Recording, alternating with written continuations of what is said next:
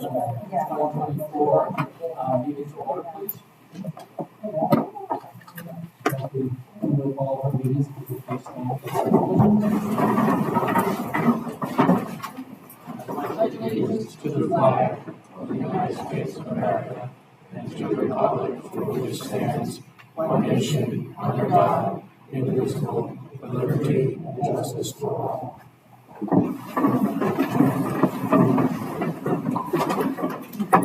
Okay, just a couple of remarks from my side in there before we get to Jennifer and Michael Stonington there. I spoke with the chief in our usual afternoon meeting before this evening's, and in our discussions we had talked about a request we received to run the public comment as they do consistent with the Board of Finance, Board of Education, and most other boards of the town. This would have public comment at the beginning of each meeting, which is the way we currently have it, and allow for a 1-minute maximum for comment of each individual. We're not sitting here with a stopwatch, but if you can certainly be respectful of the agenda and what we have to get through your meetings. Also, we'd like to have a motion to add to tonight's agenda the Veterans Day Parade with a track and field point this morning, and I would need a motion to do that. Second? Second. All in favor? Aye. Thank you very much. Moving next to new business, we're going to look at remarks from the public. Jennifer, Yes. talk about step up and tell us who you are. I'd rather do it from here. That's fine, Jennifer. Oh, yeah. I am Jennifer Lacker from Bike Stonington and POCD. This is Kevin Burke, also from Bike Stonington. Doug Fugran is also from Bike Stonington and POCD. We're just here to start with relationship building for a safer 2024 with zero pedestrian or cyclist deaths and fewer crashes in town. We have been going to a lot of seminars and workshops at CT DOT with their new regime, which is much more safe streets oriented, and they're making big changes at the top that will trickle down to us. Also, right before Christmas, we got this wonderful gift of the new UTSI guide, the manual on restored traffic. Let me repeat that. Manual on uniform traffic control devices. This has not been redone for the past 15 years. So there's a lot in it that will give us so many more tools to work with. They've covered so much, we're really excited. Also in the infrastructure bill, they've now required it, I think every 4 years now, to be updated. So this is just a great tool for all of us to ask for from our government going forward. So we're very excited about that. The town of Stonington has also, the selectmen has expanded their policy for complete streets, and that will give us further guidance going forward with the town. The problem, of course, is all the stuff at the top is great, but the huge gap in the middle, trying to get it down here. So we look forward to working with you, being a resource for more information in the future. Thank you, Jennifer. Appreciate that. Anyone else for Bike Stonington? Our main goal is to establish more bike routes around town and make the streets safer for pedestrians, bicyclists, all people. Complete Streets rebalances the car-centric planning that we've done over the past 50 years and allows more vulnerable users to have access and equity on the roads. Thank you, Bike Stonington. Moving to correspondence, Chief. Anyone else in public comment on Bike Stonington? Okay. I'm sorry. If you would step up and tell us who you are. I'm Charlene Bowen and my husband Stephen. And we're here to revisit a request for a crosswalk that we had requested in 2018. I'd like more information. William Street across from Route 27 to converge with Oak Street. So We have, with that, you can make comment about that, but then you actually request to be put on the agenda for it. Yes, that's what we're doing. yes, that's what we're doing. Oh, yes, Yeah. yeah, thank you. Okay, thanks. I'll make sure, what I'll do is I'll have my secretary put you on the agenda. We're familiar with where you talk about William Street, I'm familiar with the information. In this time, if there's anything else you want to add to it, you're more than welcome to do that. But I will put it on for the agenda and just present everything for the next meeting. Thank you. You're welcome. Any other remarks from the public that are not on the agenda? I have a comment on the Bishop Street proposal. That will be under Bishop Street. Okay. Should I do it for my comment? Yes, please. Any other public comment that are not on the agenda? Chief, any correspondence at this point? All right, moving to item number 4, the new business. Anyone here from the Pawcatuck River Duck Race? Yes. Hi, I'm Desiree Doyle from Ocean Community Chamber Foundation. We're here to get approval for the 24th annual Pawcatuck River Duck Race. It's going to take place on April 27th this year, and we plan to do everything just as we have every year. We appreciate your support and hope we get approved again this year. That's great, thank you. Can I have a motion to approve this event as submitted to the police commission, subject to meeting the town's insurance requirement and any issues that the police department determines are needed prior to the date of the event? Sure. Second? Second. All those in favor? Thank you, great event. Thank you. The second item of business is the planning and zoning special use permit for 100 Cannon Street. Is there anyone here to speak about that signage? Yes, sir. Yes, hi, I'm Mike DeVries. I'm with Northeast Sign Company, North Haven, Connecticut. We have, our application has already been approved by the town of Stonington. I'm just here to answer any questions. I appreciate that, sir. Yep. Anyone else? Thank you. And since that does not impact traffic, safety, or parking, we don't need any kind of special approval.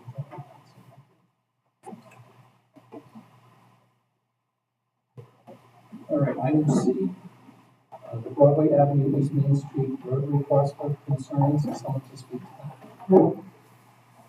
Okay, he did get a call from Mr. Farmer that he might not be here based on some emergency that came up. So just want to make sure he still didn't come and he's not here. If it's okay with the commission, we'll add it to the next. No problem. Bruce, welcome. This is the Chamber of Commerce event, the celebration of Black History. Hi, everybody. So we're just coming back, doing the same event as we did last year. We were we congregate at the Anchor, and there's a performance. We bring down like a speaker, and then by 10:15 we are on the sidewalk walking up to the Union Baptist Church. And last year, we'll do it again this year. Confirmed with S&P that if there was a larger crowd that was impeding traffic, then we could move into the parking lot to stay off of the road. And as we did last year, we'll put some cones down at the parking spaces right by the first one's right by the S&P to make sure people don't park there. But it's pretty, yeah. Thank you, Bruce. And the chief will probably have some additional comments later on when they talk about the special event schedule, how you make sure that if in fact you're going to be using Route 1 at all, it sounds like you're just going to be using the sidewalks for this year's event. That you make sure you get permit through the state in advance enough time to have the event. Yes. Especially if the event grows in size. Yeah, and as a note to that, we talked, and the chamber's hoping to get everything in for the year, no later than, hopefully February, but no later than March, just to get it all out of the way. So, thanks. Good.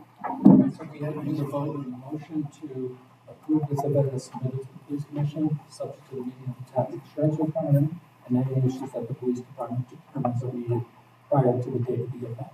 So moved. Second. Good. All those in favor? Aye. Okay with that. Thank you. Thank you very much. Moving to old business, which is the, I'm sorry, we have one ad. Dan, we're going to here to talk about the Veterans Parade. Good evening. I'm Daniel Point, Chairman of the Westerly Department of Veterans Board of Control.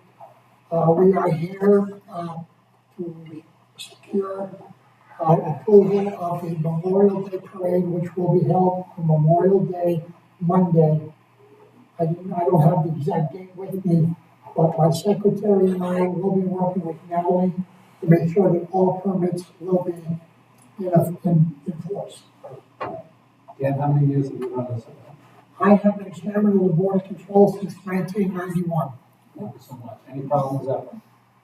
A couple, but, they've been cleared up in the meantime, but, usually it's, just minor, logistical problems. Yeah, and what we discussed, is the fact that on the one, with the state permits, they're very strict on 90 days, just make sure that it's prior to the Right. so, Right now, we're well within, we've got about approximately 120 days to get it in, so, between Stephanie and myself and Natalie, we will make sure they're all in. thank you very much. Thank you, Dan. Can I have a motion to approve the Memorial Day event as submitted to the police commission, subject to meeting the town's insurance requirement and any issues that the police department determines are needed prior to the date of the event? Motion? Second? Second. All in favor? Aye. Thank you for what you do, Dan. Thank you. Much appreciated. Anyone else? Yes, sir. Yes, sir. I had an email over here tonight from Mystic VFW for a Mystic one referring to, I didn't see that on the agenda. I don't know. Maybe it's a different point. You can add it to the agenda.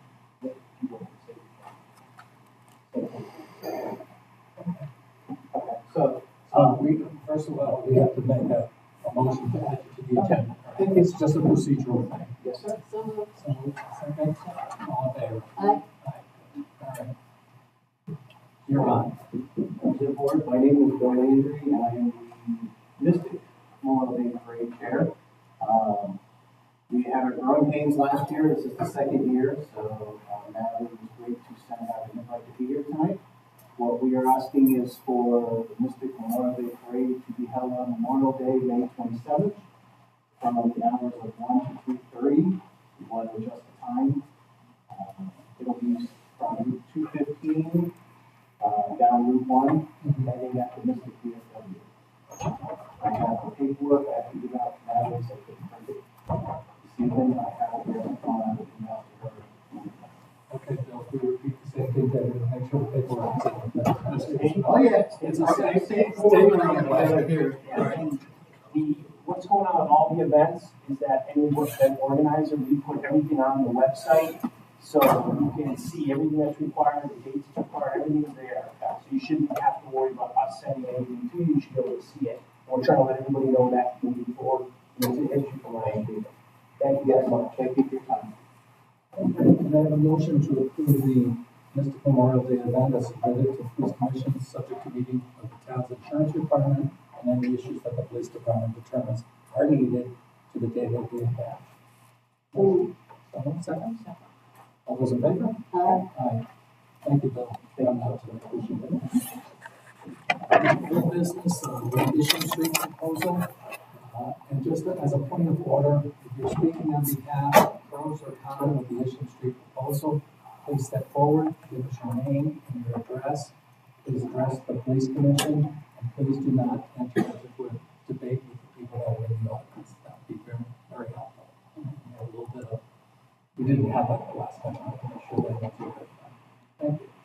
So if you are here to speak on the Isham Street proposal, this evening? Yes, sir. Chris Johnson, 37 Greenville Avenue. I did receive the letter on the Isham Street proposal, very happy to receive that. I walk my dogs down Isham Street very often. I do see the traffic, especially at night, there's more visibility, something. Restricting the traffic flow on that street does make sense, and I would do that on the phone basis. We have someone here that wants to speak on behalf of the proposal. Yes, sir. Steve Mennel. My wife and I live at 21 Greenville Avenue, which is right at the corner of Oak Street, and as people are aware, that goes to Bay Street. We've lived there for over 43 years, well, over 42, 43 this year. We're on Route 27, we know something about traffic.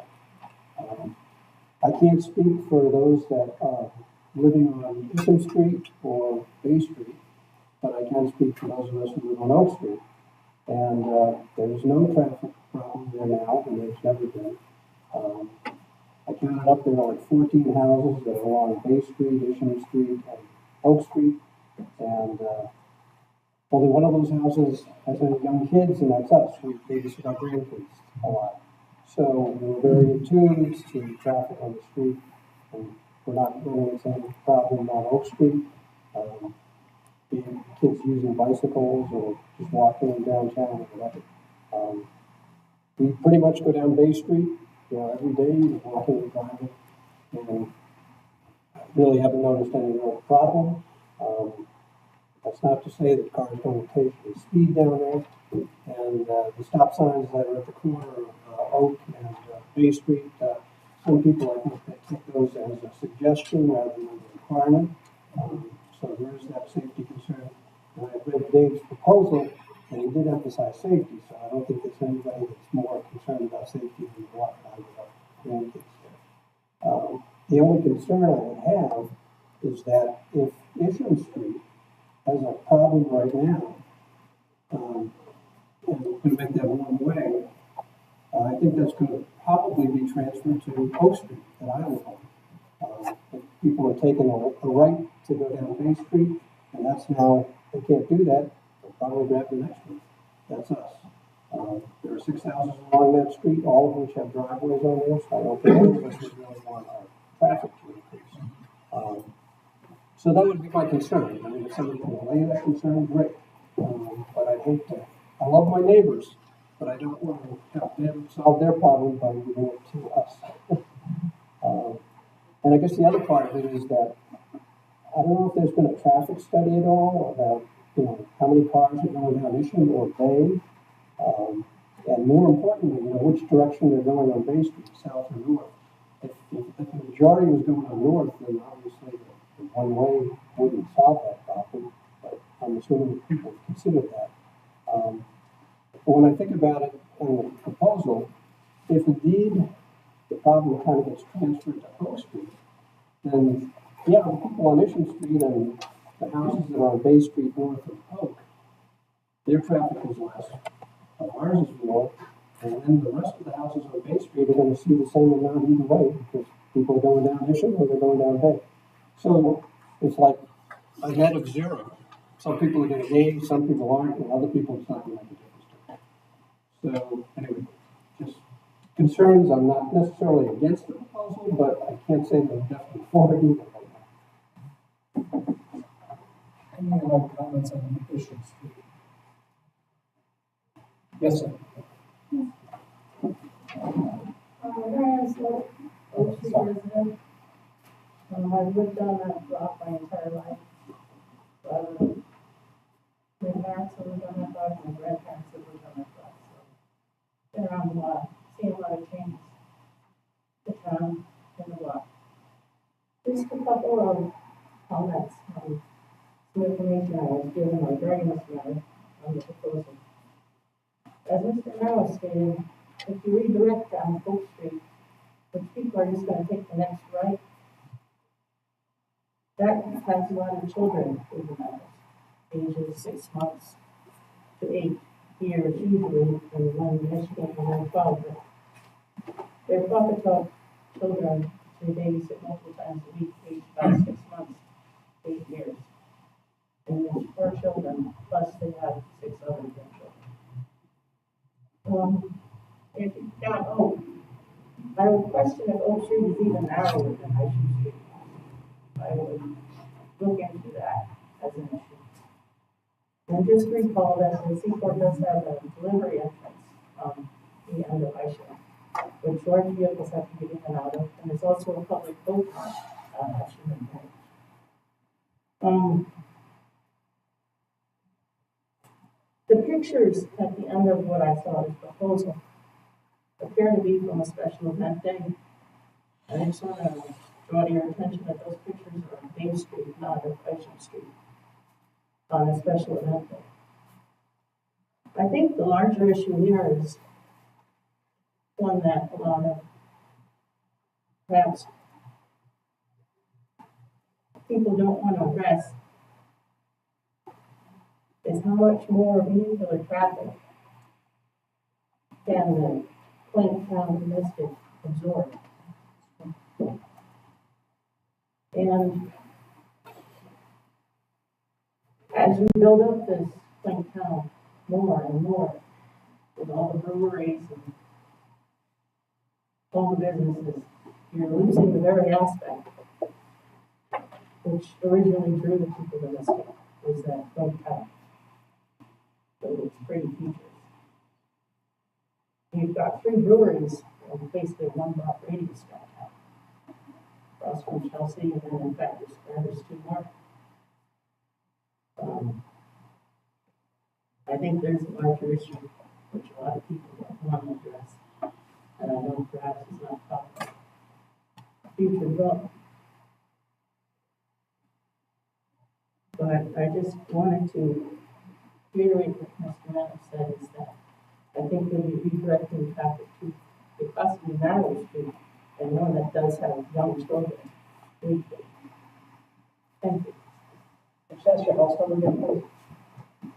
4. Thank you. 4.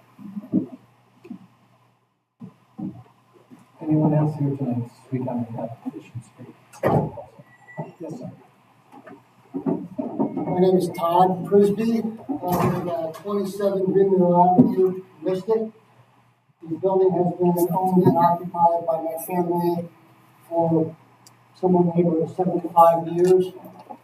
I'm, of all people, extremely familiar with the traffic challenges. I call it Isham Street. That's how I grew up seeing it. And I'm here speaking in support of this proposal.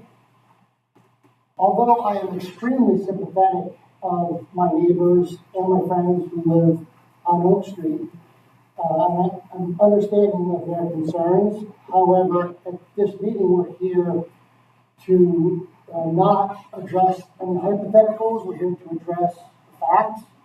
And the facts are that Isham Street has a significant traffic problem in both directions due to the width of the street, the lack of sidewalks, and the fact that it's the first and only right turn off of Route 27 coming from 95. Now, the major, most prominent tourist attraction in the town is the Mystic Seaport. As we're all aware, the number of pedestrians and families that visit the seaport annually are in the high tens of thousands, if not much greater than that. Now, a portion of those people do travel by foot from the seaport to downtown Mystic. And the most prominent path of travel is through Isham or Isham Street. Now, with the two-way traffic, the parking on one side and the pedestrian traffic, it's been such a challenge over the years that it's almost impossible for someone who lives on that street, me, my tenants, to back out, to drive safely, or to even walk in that street, as some of the other residents have mentioned. So I don't know what the answer is, but I do feel through my family's history there, and my history there, that something needs to be done. Thank you. Yes. Diane Sullivan again. You have what about, you're on the corner of 27 and Yes, ma'am. you have Yeah. approximately 6 reserved Just spots? on a procedural. You have approximately 6 reserved spots there. Are Yeah. those, We're not doing the back and forth. oh no, sorry. No. Okay, I'll just make a comment. No. That was commercial, all those will be redirected down Oak Street. Thank you very much for your comments. Any other comments for issues? Yes, sir. Jerry Kennedy, I live on 7th Bay Street. I've got noticed there's a lot of traffic, both pedestrian and vehicle traffic on Bay and Isham. I think there's a problem. I think reducing the amount of traffic on the streets would all part of the problem, and I'm in favor. Anyone else? Yes. Yeah, Virginia Weiser, I live on 19 Unionville, on the Oak in Unionville. I've had the house here since 2008, so I've had good experience with traffic. I'm here to talk about the impact of one-way streets in the area. I'm against it, against the proposal, for lots of reasons. We have a couple of one-way streets in Mystic. One is by the post office, which is a good idea because you have a left-hand drop box and post where trucks can get in and out of East Wilcox, I think, up Green Street. Was it? Willow Street.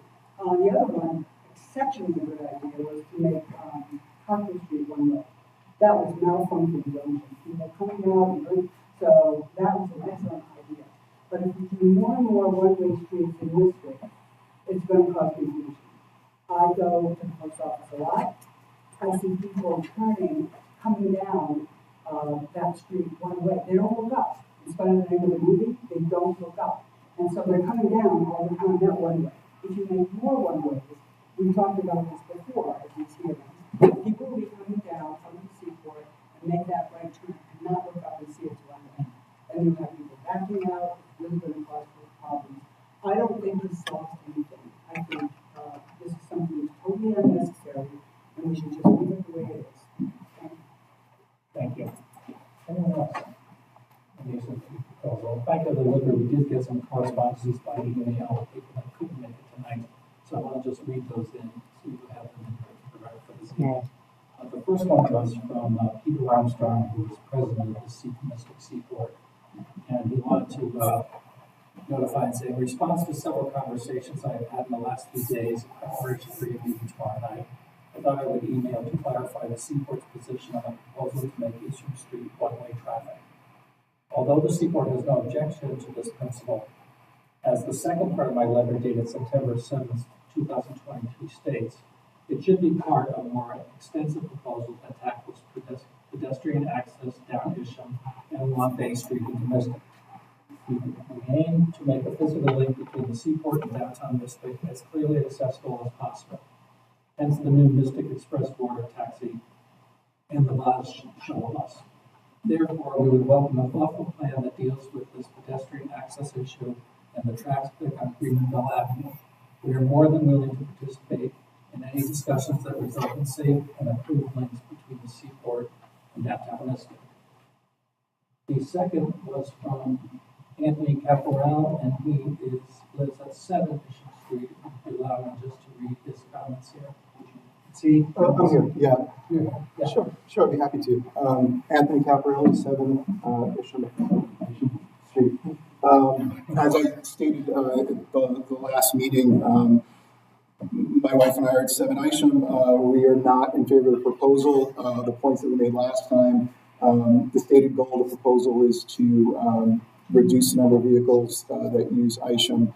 As a cut through to downtown, we agree with a lot of the comments stated that the reasonably foreseeable result of that would be simply redirecting the traffic to Oak Street, which is considerably narrower than Isham Street. And so we don't support making that change. We also feel it would drastically reduce public access to the boat launch, which is a tremendous asset to the community, and we don't support that. Also, as Ginny stated, we think it's very foreseeable that drivers will either miss or ignore the one-way sign, resulting in a decrease in safety, and I think that's a fairly well-known phenomenon. And we're just not confident that the proposal would achieve its intended result, or that the intended result would actually be a benefit to the town. And since this is now brought up again, I've done some additional research, spoken with the chief. My understanding is that if we're speaking to facts, facts have been determined, and I welcome Chief Del Grosso's comments on this, but my understanding is that it's been determined that there is no speeding problem on Bay Street, and that was determined by the Stonington Police Department. Traffic is also not an excessive issue, and stop sign violations are not an excessive issue. In contrast to that, Greenville Avenue, State Route 27, is a highly traveled state road. multiple current construction projects, and known traffic congestion issues. And my understanding is that the frequency of traffic incidents on SR 27 far exceeds those on Bay Street. I'm not sure that there's even a record of a traffic incident on Bay Street. We just don't see a public benefit in reducing any potential traffic relief on State Route 27. It just doesn't seem to make sense. It doesn't seem to be in the best interest of the public or in line with state goals. And I think it's very foreseeable that it's going to be a major issue for an area that is already a major issue. So we'd like you to consider also that there is already a sidewalk on Bay Street. If pedestrians aren't using it, it's precisely because the traffic allows them to walk on the street. Any potential effect on Bay Street traffic would only be limited to the 200-foot section between Isham and Oak. The entire rest of Bay Street, the traffic patterns would remain completely unaffected because people would just go down Oak Street. And in short, we think it's inadvisable to adopt a change of this magnitude without thorough traffic studies, thorough impact studies. I'm certainly not an expert. I have done some research since then on the use of one-way versus two-way streets. And for example, one of the things that I've learned is that it's a widely accepted phenomenon among traffic engineers that two-way streets are actually used to reduce vehicular speed through a phenomenon known as friction. And it's very well known that one-way streets result in an increase in vehicular speed. So not only are we unsure that this proposal would achieve the intended result of safety, it might actually work against it. We would just urge you to not move forward for all of those reasons with this proposal. Thank you for your time. Thank you. So the question came up, and the first time it was proposed, the question came up from down on Bay Street is that we believe we have a speeding problem. So what we did is we put a speed sign up, tracked it for a period of time. That speed sign didn't give us any indication that there was a speed problem. So it's not a subjective opinion on my part. It was that we put a speed sign up, we didn't find that. Second thing is with the stop signs not being an issue with stop signs, all that was based on was me conducting traffic for a few days down there myself and seeing there were stop sign violations, but nothing excessive. The question came up, a difference between traffic accidents and data that we have when it comes to Bay Street in comparison to 27. There are more accidents on Route 27. So I'm back based on that. So the answer to it is that when those questions are asked, that's what I gave in the last meeting that we had. It wasn't last meeting, it was when the meeting came up. So just clarification on where those facts came from. The thing is, what was asked to do the last meeting, and if there's more comments that could be brought up, the last meeting was brought up the fact of we were going to send out notice to everybody, to give everybody in the area an opportunity to comment on it, which I'm glad to see everybody's able to, that respond and come down here and do that. It's important for the Board of Police Commissioners to hear all that information. But I did put a request out to the state to see if they had any objection if the town of Stonington requested that change to be made based on the Board of Police Commissioners vote. So if they voted, the state says they have no objection to it. That they're not saying they want it or they don't want it, they're just saying that they won't object to it. So that's, I just want to comment on those to make sure that's Yes, sir. Mark Krasinski, I live at 5 Bay Street, and my observation is that we're beating this subject to death. And if there's a disagreement on the proposal, I'm in favor of the proposal. Something has to be done. We have a dangerous situation. I observe it every day. I'm home, okay? People are going down Bay Street much too fast. The speed limit on any other town street that is engineered properly does not apply to a makeshift street like Bay or Oak, for that matter, or Isham. Streets are just not engineered to have everybody go down even at 25 miles an hour. Now, what disagreement that we have, excuse me, Jay. First of all, not Jay. That's the second person. The second thing is, I'm asking a question about that sound, about the length of the street, and requirement for sign, need clarification, I understand. Okay, that's one point. I know. There's obviously, there's obvious disagreement here in the neighborhood. It's gotten, we're all the way back to square one.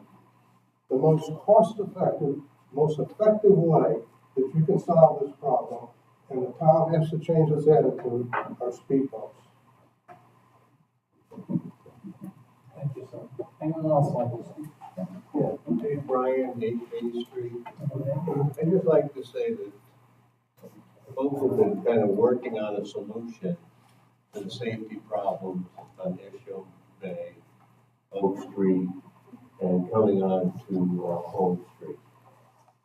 Met numerous times, and I think this proposal is a reasonable solution to address the safety problems. And if per chance, and nobody can tell me for certain, that it's gonna have a negative impact on Oak Street. And if it does, I think we're reasonable enough neighbors that we can get together and come up with a solution to solve that problem if it becomes a problem.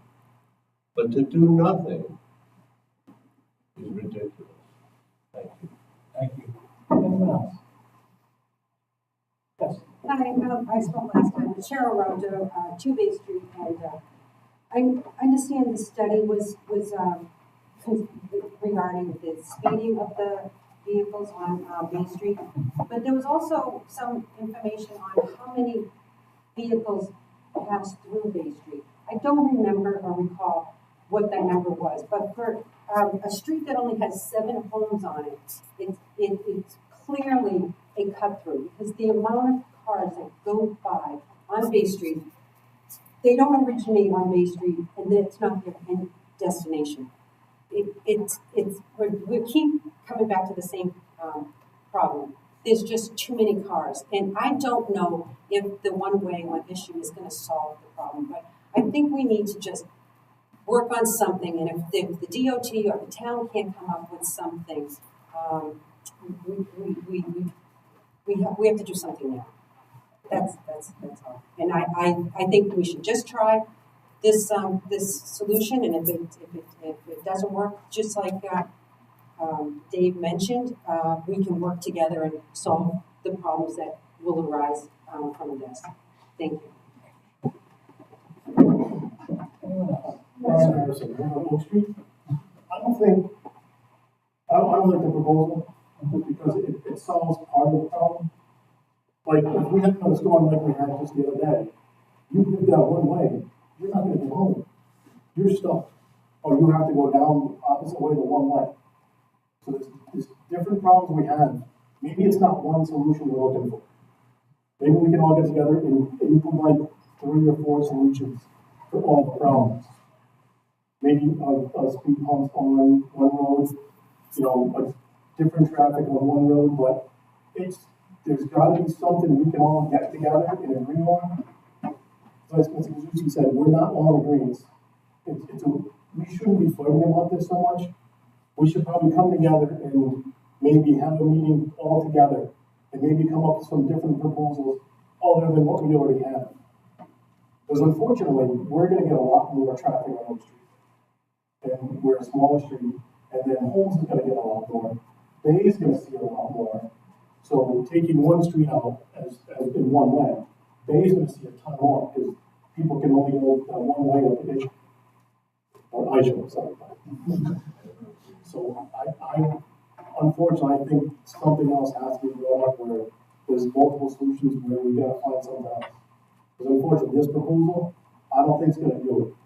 I don't think it's feasible for all of us. We're all neighbors here, we're all working for the same thing. We gotta find a way to do that instead of, hey, this is what has to be done, this is what has to be done. Something else, we gotta come up with maybe a couple of multiple things. Thank you. Thank you. Anyone else? Yeah. Rod Marriage, 2 Bay Street, presentation. All these issues are valid, There's hypotheticals, as my neighbor has said here. It may cause more problem on the Oak Street. It will create more problems on Bay Street, more traffic on Bay Street? I don't think so. I think that the simplest way to equate this, what we were asking for, is that we have a volume of traffic coming from the north coming into town, which I think, believe from my own observation and my neighbor's observation, that volume is slightly larger or moderately larger than the volume of traffic going out of town through Bay Street and out Isham Street to 27. That being said, you have traffic coming from two different directions. This is a volume situation. You have volume coming in one direction and volume coming in another direction. If we eliminate the ability of some of that volume coming down Isham Street considerably, if we eliminate that volume, we've eliminated a sizable amount of the volume that would be on Bay Street. Now, hypothetically, you can say, well, that volume that was on Isham Street is all now going to go to Oak Street. I think that's a very large stretch for some of the facts that were presented tonight. Isham Street is much wider than Oak Street. Isham Street provides an observation point when you're coming down 27 because of the way the corner is laid out and the lack of obstruction. And you see Isham Street, you see the wideness of it, and you see it as a corridor, a desirable corridor to take a shortcut and get down into downtown. When you're going on the same road, you go one more block, you hardly see Oak Street at all. It's a very narrow street, as they said. And by the time you see it, you're already on top of it. Now, will some people with local knowledge take that street instead? Maybe some will. But will the vast volume of people that are coming into town and using that as a cut-through do it? No, because you can't navigate Oak Street like you can Isham Street. You can zip right down Isham Street, take a left, and zip right down Bay Street. Oak Street, as soon as you go down it, you know you have to go slow. It's very small. The cars are parked on it. It looks like it's more of a driveway than it is a street.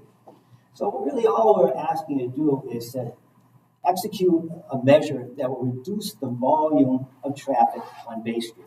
Regardless if they're speeding or going through stop signs, that's really not the issue. We're just looking to reduce the volume. And if we reduce one of the main ways of that volume getting into the street, we've reduced a significant amount of that volume. And it's that volume and congestion, and a combination of pedestrians, bicycles, and cars going in two directions on streets that basically are one-way streets when you have parked vehicles here, is a very bad situation. Cut-through streets, we know, we all should know, are very undesirable in town planning. Especially when you're taking traffic that's designed to go down a major artery like Route 27 and you throw it onto a street that's subsized in nature and doesn't even meet the requirements of the street in Stonington. That's what we're talking about, is taking that volume and decreasing that volume significantly. The consequences of it, we don't know. But not to try to do something of that nature leaves us in a very dangerous situation in the future. It's just too much traffic on that street, that's pedestrian. And say the sidewalks are narrow. There are some sidewalks, but they're only half of the street. And they're so narrow, there's no way that they could possibly accommodate the volume of pedestrian traffic that comes down Bay Street. The sidewalks are just wide. If you look at the volume of traffic that goes down Bay Street, the families of 5 or 6 people with their strollers, they cannot all fit on that sidewalk. That small portion of them at this side. Thank you. Thank you, Rob. Anyone else? Nothing to speak on the proposal. All right, seeing none, I think there's not a vote, as I mentioned in earlier conversation, there's not a vote on this proposal. I'm missing a couple of commissioners. I want to make sure everyone's up to speed, so hopefully we'll have a vote on this proposal at our next meeting. Anything more on this, Steve? No, commissioners? No. I want to thank everybody for coming out. I know it's a very important topic. There's a lot of people for, a lot of people against, and we'll do our due diligence to do our best. Thank you.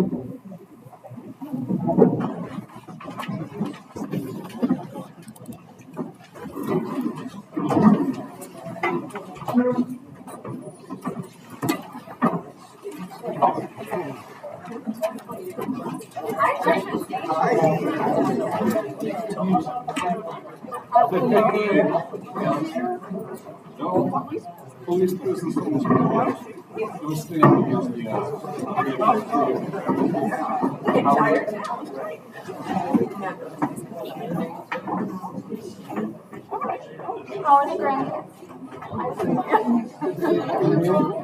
Yeah.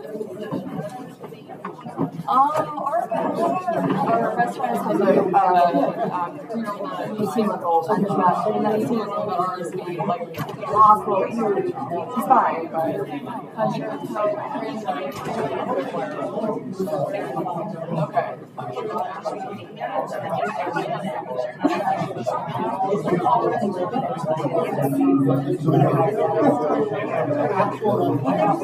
you.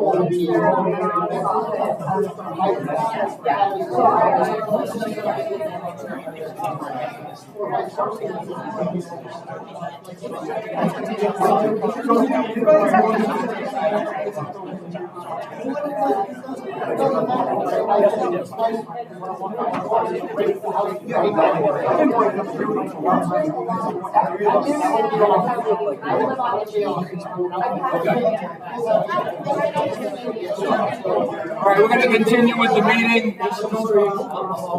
Oh, sorry. No problem. Healthy conversation.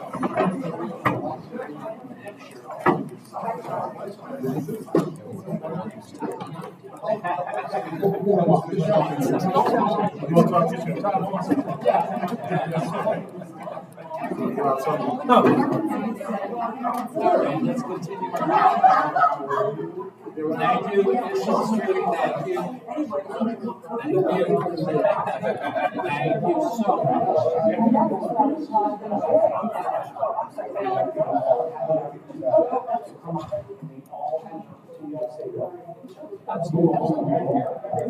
you so Yes, Chief.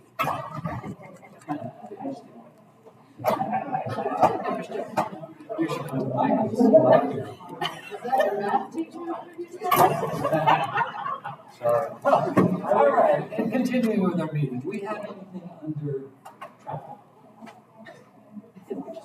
We just did enough traffic. Well, And I didn't even know what was going on. Can we have a motion for approval of the minutes from Thursday, December 14th? Does any of the commissioners have any edits to that or changes to that? So moved. Second. All in favor? Okay, Chief, you're up. So I want to let everybody know that we have a promotional exam coming up in February. I'm also briefed the chairman on our budget proposal that's coming up, just an idea of where we're going and what's happening with that. The promotional exams, because we have in less than 4 years, we have 10 people eligible for retirement. That is coming up, several of our supervisors. So we are not in a crisis situation now, but since I came here and said we have to concentrate very, very hard on improvement and retention. So we paid the national minimum, and our budget's focused on that, our commentary is focused on that. It's important to know that with these main housing units we have coming up, we because it doesn't matter what type they are, right? You increase the volume, increase, a draw increase from, you have to do all that. So, that promotion exam is going to be proctored by the LEC, and that should happen in February. We met today with, the union and, the deputy chief and the captain himself, to go over how the process will work. We want to make sure that it is up to date with current times, because it's been the same process. We're just working on that. I wanted to let you know, once we get those changes in place, I'll present it to the board of police commissioners, you have an opportunity to review it and know how that process works and how to do it. Do you expect a lot of people to do? I do, because there is so much movement coming up. People understand that, people that want to improve the work that we have. But again, we have to concentrate on making these positions attractive. Other agencies around the state and New England realize that, and they are offering all kinds of things to retain people and to attract them to jump from agency to agency. I think we're in a good spot, and we'll continue to move forward. Is the interview process the same for the sergeant as it is for an individual officer? They go through an interview process with you and also to the police commission? Is there a written exam they take as well? So part of that will be a written exam. First, they have to meet the requirements, to submit a resume and submit a cover letter. As long as we see that they meet those requirements, they get the ability to be part of the exam that's proctored by the law enforcement council. Once they reach that level, we agree to fund for them to reach, then they go on to the oral exam. That oral exam sits with three people that have to be at least a sergeant or above, and they are not from the department. That oral exam has to reach a certain score. Once they reach that, then they come in front of the board of police commissioners for the final. It will be a combination of all three, 45.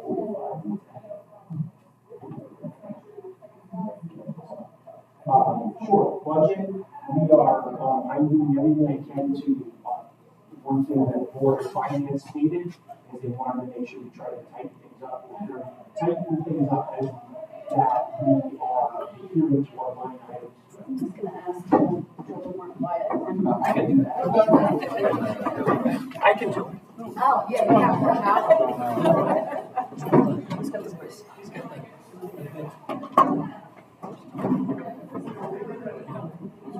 Just a little more. Thank you very much.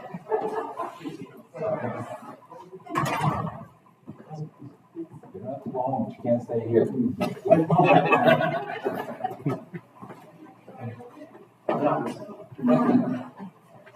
Budget,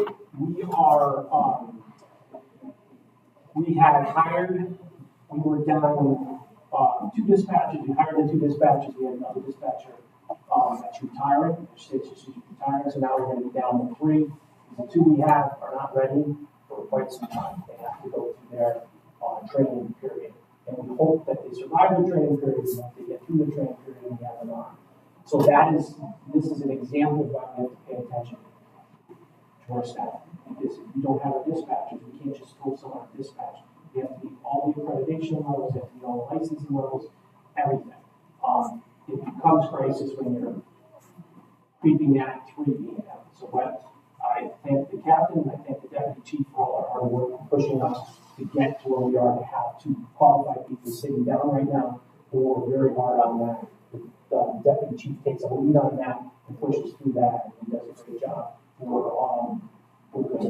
Tomorrow we have our 3 from the academy that will go through their graduation, and then they start 15 weeks FTO, 12-week FTO program, and we hope for them to make it off that, and they have a full year, which includes the FTO portion of being on probation, and we hope that they make it through all. If they make it through all that, then we have a solid police officers here. And that's the concern we need the board of finance to understand. We can say we want somebody, but we don't get that person for a year and a half, sometimes close to 2. So we have to be careful. We've got 10 that can be out, but then we're over 3, we better be working on planning. Dispatches are the same thing. So budgetarily, the only thing that we're lacking in right now that we're off, dispatcher overtime. We're well over that.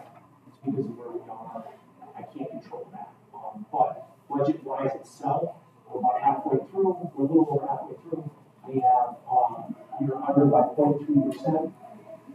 good, because we have a lot of encumbered money, that you will start to see that increase if I stay within the range of service track, budget. Where's the, when you start going? We will, so right now, we went to the first stage, which is probably and again, let me tell you about the budget. That's gonna be, I think, is in end of February. I believe it's scheduled for end of February.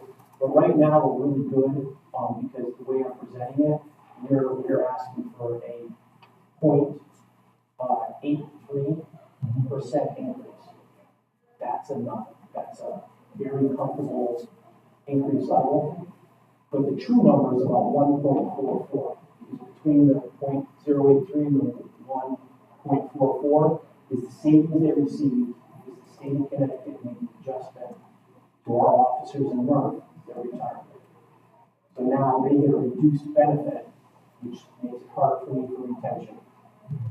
It's the same thing with the state would change. So they did that.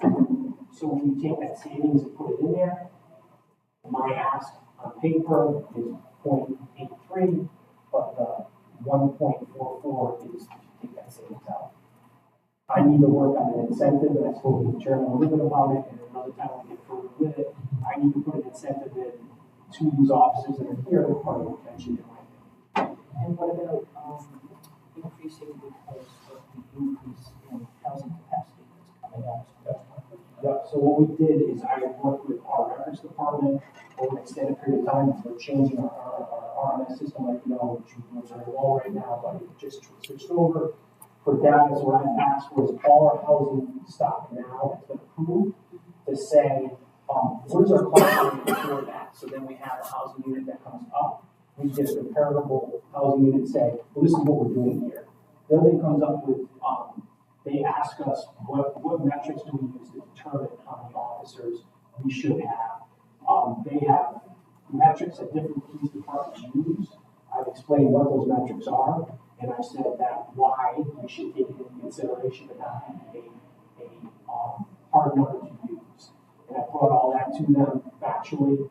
And anytime I go over with you, I can tell you what it is off the top of my head now. If you want to know any of that, I can say it at any time. But we need to consider housing units, the other three factors that I'm talking about. I know the last chief used a certain metrics. What he used, I believe it's important, but I do not believe it's the only one. And we need to have that period of time in this budget year to come in really lean and say, we know we need officers, but we need to give information of why we need how many officers. And that's what. And Jay, also, I wonder, and you mentioned this, but I think it's important to create a system whereby the volume of special events can pay for themselves, right? And so I don't know if you've made headway on that. So Groton Town has that. It's a line item that falls within the budget for the police department for events that they can spend on that and how they fund that to the town to decide. So as far as it goes with what I've done, as I mentioned to you guys quite often, we change the whole way we do events. Everything's on, it doesn't become we're not event organizers, but we're charging fully for everything. And that has actually helped us when it comes to showing the true cost. An example of that is that if you look at that Lightning Bolt Parade, the Lightning Bolt Parade used to have 6,000, 5,000 estimations they had. Last year, it was expected to be about 15,000. It was about 15,000. This year, they projected to be 20 to 25,000. It exceeded the 20,000 mark. If you put that into context, if you do an industry standard, if you look at an event arena like Rentschler Field, I used to fill those spots in Rentschler Field. If you have an event that is 15,000 people around, you have a minimum of 30 to 35 law enforcement officers there to include all the additional things you need to do because of the size of those crowds. And in a public forum, I won't explain it, but I can explain after. A lot of steps and things that need to be done. When you invite 15 to 20,000 people to downtown Mystic, we have to take all those industry standards into account. We did this year, we did mutual aid, and we received everything that we needed. But we have to pay attention to these things are just bigger. So where that I think it really lies with the town to decide how are we gonna work with the event organizers to pay? Like, yeah, there could be, I think that's more of a, the town to decide if they want. Because it money's my budget, I think, my personal opinion, with events and me asking for money for events. And I think the events are for the town that provide this, it has an effect on all services. When you invite that many people, it affects people, so should we have parking? It affects the town crews because you have to come in and clean up after. It affects much more than it is, it's expensive. Again, you need the officer, you don't want them going down the thought process of because the event pays for the officers, that there's a wash there underneath for the officer. Thank you for that. You have to have the officer on duty to be able to do that, and at some point, the town, I live in this town, and I love this town, at some point, there's a threshold to the number of events we can support as a town with our police force. And we've been lucky so far that we haven't had any disasters in this town, as we have, I enjoyed the fireworks displays, I enjoyed the lighted boat parade, but when I see the throngs of people descending on Mystic for those events, it makes me a little uneasy, a little queasy to make sure that we get through it. And so, and that's on us to decide whether or not we're going to allow the event. And the only other comment I had is that when you do, we talked about this at the meeting earlier, but when you do budget presentations before those boards, if you need, I won't speak for the other commissioners, but I'm sure we'll support it. But if you need our support to be there, sometimes just having us there as qualifiers may be helpful to you. I would greatly appreciate it. Just one other quick question on budget, and to have been very impressed with and grateful for all of the modernization efforts you've undertaken. I think that budget presentation that we get could be modernized, and it may be a function of the software you have to use for the town. But when I present budgets for my organization, for example, it's not so granular, right? Just to have salaries as opposed to equipment. This is so granular, it's kind of like your ledger printout. It'd be great if this could be pulled up, and I think it'd be more useful to look at and to say, where are we on salaries generally, right? As opposed to the specific line item. So that's something that, it's not urgent, but I think. So I've asked to change titles on them, it's the finance department, that's how they present it to me. And I tried to change the groupings, I tried to change some of the names, but the way the system works, it's that they lose their entire history of it, if they do it that way, I've tried. So, but what I do know is I understand, like even the names of they don't make sense how the names work out with what you're looking at, so I had to actually create a cheat sheet for it, and I can't change it. So, I can tell you each budget line, how we track it, and we track off the, right now we're at 42% of the used budget, and we know that based on the salary of the administration. And when you look at that, that's how we figure out where we are. I understand what you're saying.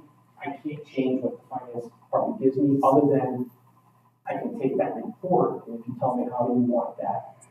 Can you do you get it in a data format, or you just get a hard copy? All we get, so their Munis is their system, all I can do is access it to get what you have. So even if they can give you an Excel spreadsheet, or if they can give you some sort of downloadable piece, then you can either put it into Excel or Access or something like that, What are you and then looking you to can start see? reporting on that. What are you looking? That would allow you to group them. That would allow you to summarize things, maybe focus different tabs, and then you can expand it a lot. I think that's if we're going to work with you on it, if you can get it into Excel, and I show you. But then it would have to be done every single document. You have to take that information. It's not hard, it's not, actually do it once a month. It wouldn't be hard, and I think you'd probably actually find it to be a better tool for you as well. It'd be very easy. And what happened on my end was every time I presented, we would do anything on it. Oh, you get your phone. You do anything on it, I have to do it in their format when I'm presenting. Every time I present, it's like that. But you're looking for you. But it would also, if you put it in Excel, it would let you do what if stuff. Yeah. What if I move this here? What if I do this? Oh, how do the numbers change? Yeah, I do that with the finance director. That's how I get the 0.83, that's like 1.4. All police chief, he has that inactive, but he's the only one with access. Which is, which is not your issue, it's a town issue, but, yeah, if you had it in Excel, you'd find it much more agile, probably. Anyway, yeah, I'd be glad to help you. Patty knows more about it than any of us probably, but I can tell you what we do, and I can show you the format we use, which I find from my board is much more user friendly and for me.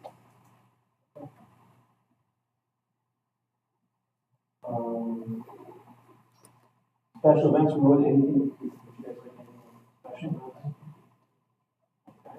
Animal control officer David Diesel is he's resigned from his position. He is full-time. We have our part-time, she's out on leave. This is maternity. Okay, she's on maternity leave. And when she gets back, she's already said that she would be willing and want to have that position at the time. She's fantastic. She does a great job. And we also have someone that's currently helping us now that we'd like to put in that part-time position. So we should be okay with that. Did you have the baby?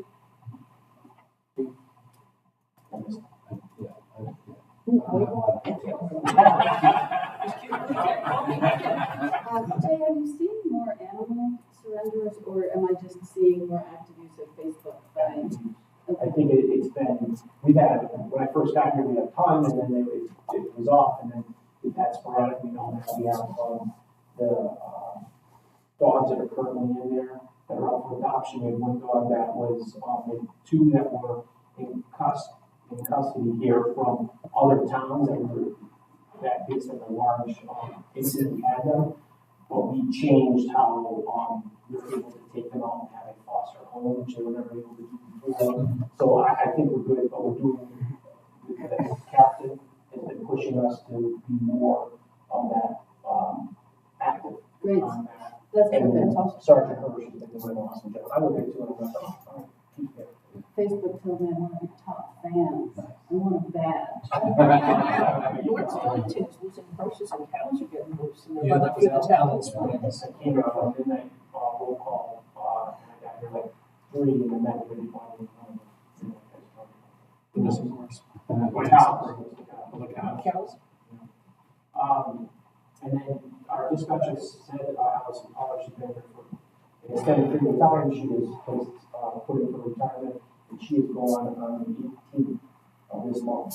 So you're down to 3. We're down to 3. These are 2 we have very, very professional dispatchers that are in place now, and they're going to be hitting, it's going to be a tough road for them until we get the other 2 off. So, but they'll do well. And you probably said earlier, and I forgot, what is the training time for a dispatcher? Do they usually come from somewhere else, or they come fresh? The 2 that we have are fresh, it takes longer. And what's the training period on that? What do you think, Ryan? It varies. It's several months. Yeah. I would say anywhere between 4 and 6 months before they're fully. So we'll have almost a full budget down. Do you have advertising for a third one? 4 entry level. 4 entry level will be interviewed tomorrow. Okay.